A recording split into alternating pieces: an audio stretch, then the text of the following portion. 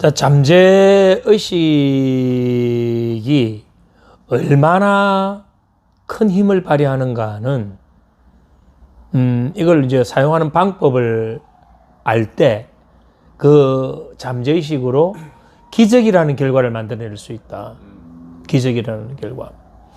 내가 이 잠재의식의 이러한 원리를 알고, 이 잠재의식을 활용할 수 있는 우리의 반복적인 생각, 반복적인 어떤 정서, 반복적인 어떤 말, 반복적인 이 행동을 계속 하게 되면 이 잠재의식의 전용 신경회로가 만들어지고, 그건 새로운 습관, 중독, 자동화를 만들죠.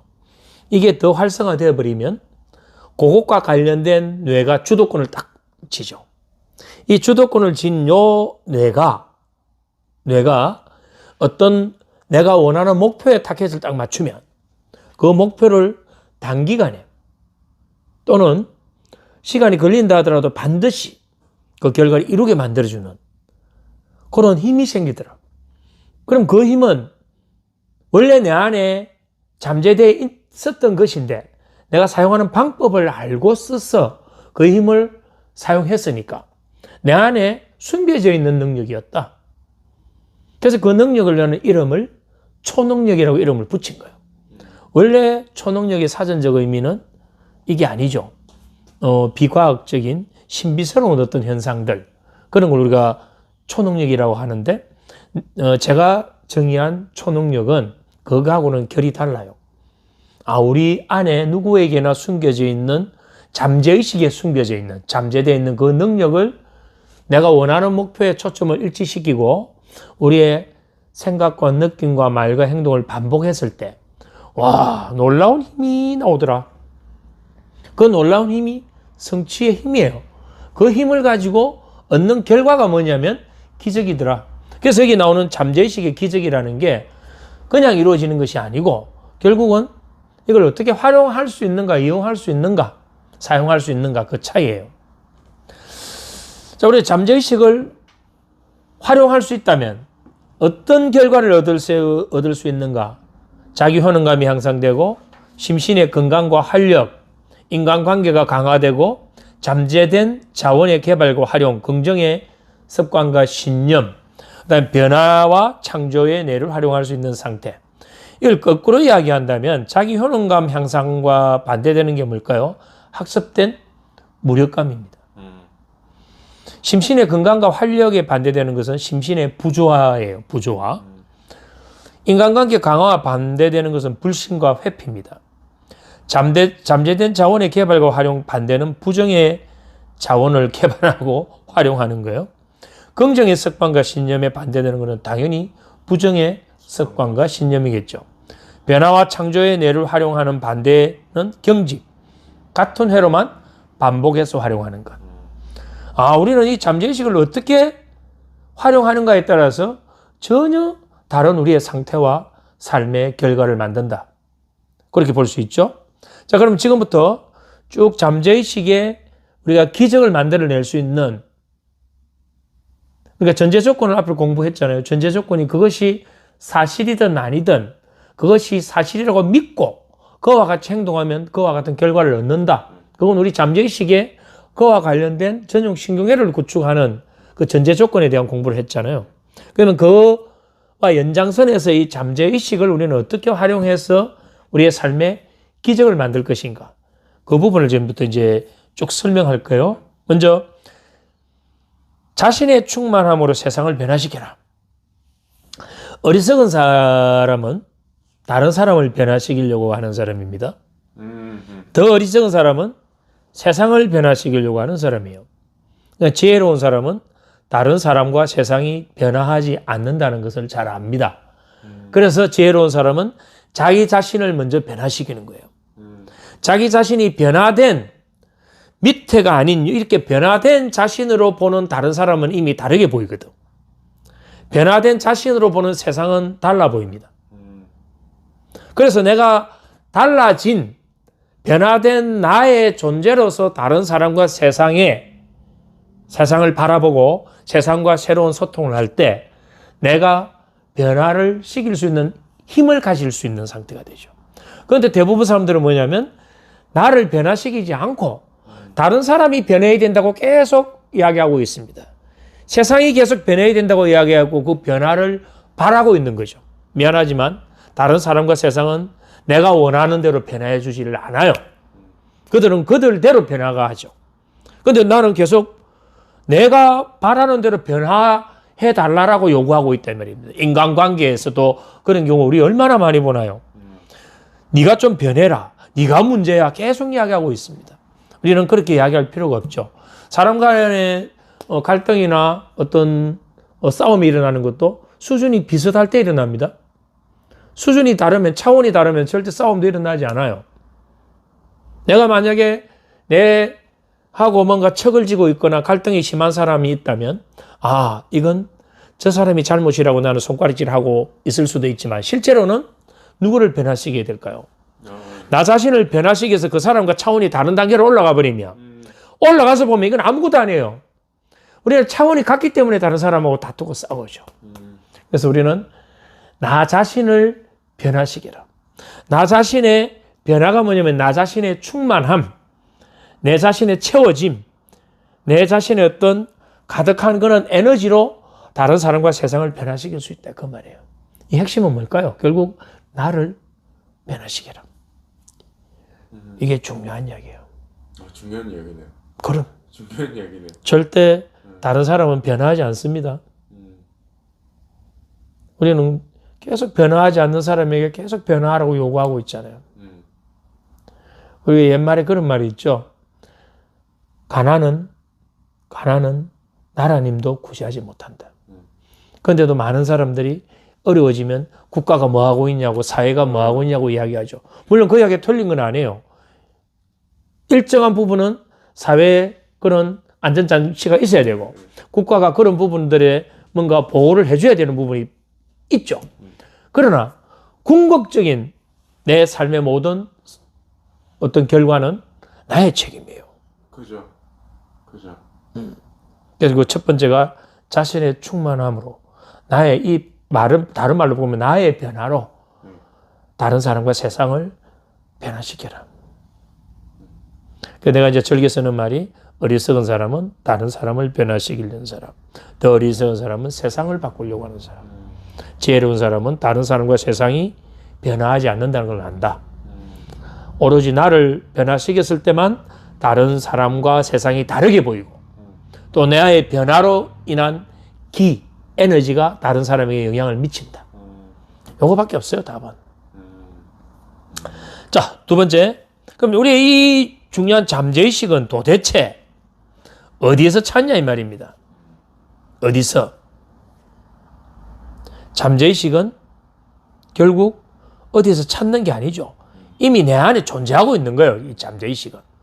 다만 우리는 그것을 어떻게 잠재의식에 뭔가 지시가 내려가고 반복적으로 부분을 어떻게 할 것인지, 어떻게 충격을 줄 것인지, 어떻게 정서적인 부분을 가져올 것인지, 또는 그게 명상인지, 이완인지, 자기 체면인지, 반복적인 암시인지, 그런 부분들을 우리는 몰랐을 뿐이지, 이건 어디서 찾을 필요가 없다. 이미 내 안에 있습니다. 우리가 그걸 사용하기만 한다면, 또 잠재의식에 그러한 우리가 원하는 뭔가 믿음을 만들어 넣기만 한다면, 그것은 그 어떤 것이든 이루어질 수밖에 없는 것. 그게 우리 잠재의식의 힘이에요. 자, 다음 넘어가 볼까요? 이제 잠재의식을 정말 폭넓게 완전히 이해하는 거예요. 자, 잠재의식은 아주 비옥한 땅입니다. 비옥한 땅. 비옥한 땅이라는 것은 어떤 것이든 씨앗만 뿌린다면 잠재의식은 자란다. 거기에 우리가 원하는 고구마를 심는다면 고구마 수확을 하게 되는 겁니다. 참외를 심으면 참외를 수확하게 되고 수박을 심으면 수박을 수확하게 되죠. 그런데 우리는 뭘 심었다 하더라도 우리가 원하지 않는 바람이 불어와서 씨앗을 거기에 뿌리기도 합니다. 그것이 뭐냐면 외부적 자극들이죠. 그런 것들을 우리는 밭으로 비유한다면 잡초죠. 그러면 그 잡초를 그냥 관리 안 하고 놔두면 어떻게 될까요?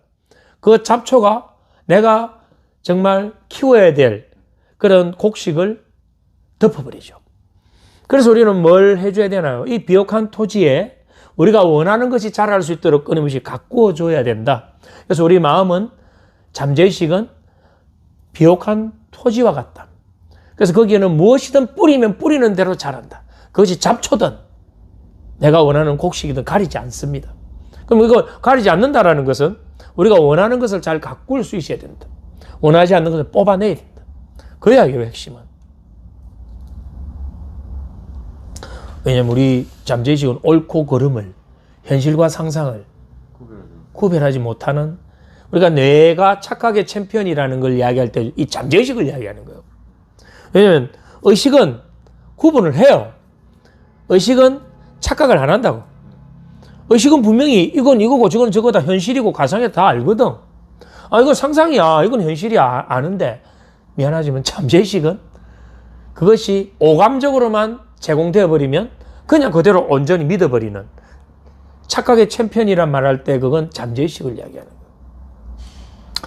참, 우리 마음의 이중성에 대해서, 마음은, 그러니까 마음 그냥 간단하게 하는데, 와, 이 마음이 객관적인 마음이 있고 주관적 마음이 있다. 객관적 마음, 주관적 마음. 현재의식과 잠재의식. 표면자아와 심층적 자아. 주도적 마음과 수동적 마음. 외향적 마음과 내향적 마음. 긍정적 마음과 부정적 마음. 와, 우리 마음은 이처럼 이중성을 갖고 있다. 또는 양면성을 갖고 있다. 어떻게 보면 시소와 같은 거죠. 시소와 같은 거. 그럼 어느 한쪽에 완전히 기울어지는 것이 아니고 왔다 갔다 하고 어느 지점에 있는 것이 우리의 마음이다, 이렇게 볼 수 있는 거죠. 그래서 이건 서로 같은 줄에 서로 있으면서 함께 서로 상호 작용하고 있다라고 보는 거예요. 다섯 번째, 현재의식과 잠재의식은 무슨 관계다? 협응 관계라는 것은 뭘까요? 서로 도우면서. 그렇죠. 도와준다. 그러니까 배를 보면 배에 선장만 있어가 배가 갈 수가 없어요. 큰 배를 움직이기 위해서는 선장도 필요하고 항해사도 필요하고 기관사도 필요하고 선원도 필요하다. 그렇다면 선장은 우리의 의식으로 비유할 수 있는 거죠. 나라로 친다면 위에 높은 자리에 있는 사람은 의식이라고 보는 거고, 국민은 잠재의식이라고 이렇게 비유를 할 수 있다 이 말이에요. 그럼 이건 서로가 서로의 필요에 의해서 서로에게 도움을 주는 그런 관계죠. 이걸 우리는 협응 관계다라고 하는 겁니다. 만약에 국가에 녹을 먹고 있는 어떤 높은 관리자가, 정치인이 만약에 국민을 위한 어떤 정책이나 정치를 하지 않고 자기 사리사욕만 챙기고 자기가 속한 그 집단 패거리들의 이익에 우선한다면 그건 협응 관계가 이루어지지 않았기 때문에 그건 깨질 수밖에 없는 관계가 되는 거예요. 그래서 이런 것들도 우리 마음과 똑같이 이렇게 볼 수 있는 거예요. 그래서 공부를 하시면 사회를 보는 거, 국가를 보는 것도 좀 더 달리 보일 수 있다. 잠재의식의 작동 방식. 잠재의식은 그 무엇이든 가리지 않는다.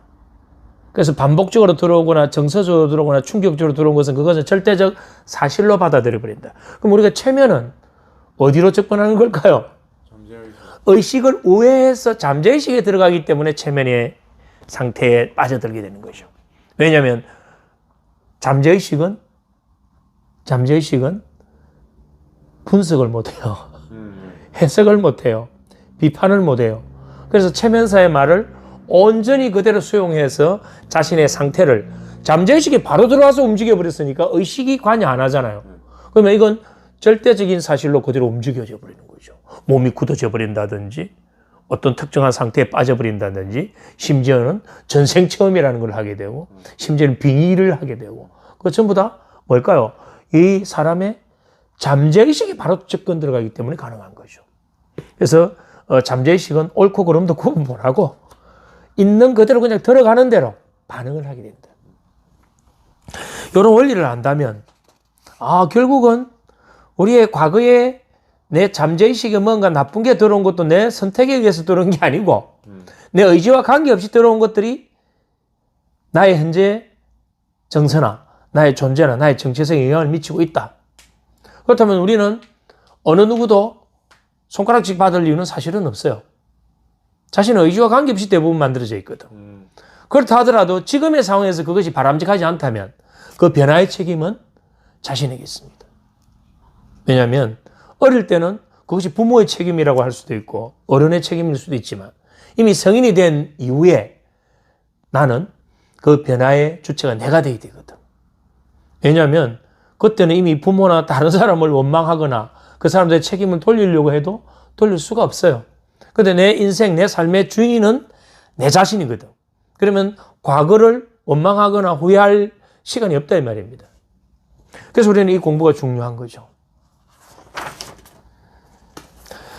잠재의식은 논쟁과 판단, 비판을 할 줄 모른다. 그래서 온전히 그대로 받아들인다는 이야기죠. 잠재의식에 작용된 암시는 어떠한 형태로든 반응을 일으킵니다. 객관적인 마음과 주관적인 마음 앞에 설명드렸던 거예요. 이건 두 가지 마음을 함께 갖고 있다. 그 다음 8번에 자기 암시예요. 자기 암시. 자, 만약에 내가 나는 무엇이든 할 수 있는 사람이야 계속 반복해버리면 우리 뇌의 잠재의식에는 할 수 있다와 관련된 그런 회로가 굵게 자리 잡아버리죠. 그것을 끊임없이 하루에 100번, 200번 반복해가지고 뇌에다가 완전히 강철 같은 전용신경을 만들어버리면 그것을 우리는 뭐라고 하냐면 대전제라고 합니다. 대전제는 어떤 일을 하기 전에 최우선적으로 갖춰야 될 조건인데 그 조건을 난 무엇이든 할 수 있다라는 게 딱 작동되기 시작하면 그때부터 나의 어떤 신념이나 세상 모형이나 전략이나 모든 건 내 대전제의 통제를 받게 됩니다. 근데 그 대전제를 만약에 난 할 수 없어, 난 할 수 없어. 이게 끊임없이 반복되어 왔다면 내가 뭔가 하려고 하는 신념을 가져도 내가 의지를 가져도 내가 어떤 계획을 실행해도 내가 어떤 전략을 세워도 그것이 끝까지 잘 가지 못해요. 중간에 어떤 형태로든 안 해야 될, 포기해야 될, 바꿔야 될 그런 변명과 합리화를 해버린다는 말입니다. 그래서 내가 원하는 걸 어떤 것이든 자기 암시를 반복해버리면 그것은 뇌의 전형신경회를 구축해서 그와 관련된 상태와 그와 관련된 결과를 얻게 해줍니다. 이게 자기 암시는 다른 말로 하면 뭘까요? 자기 최면이에요. 자기 최면.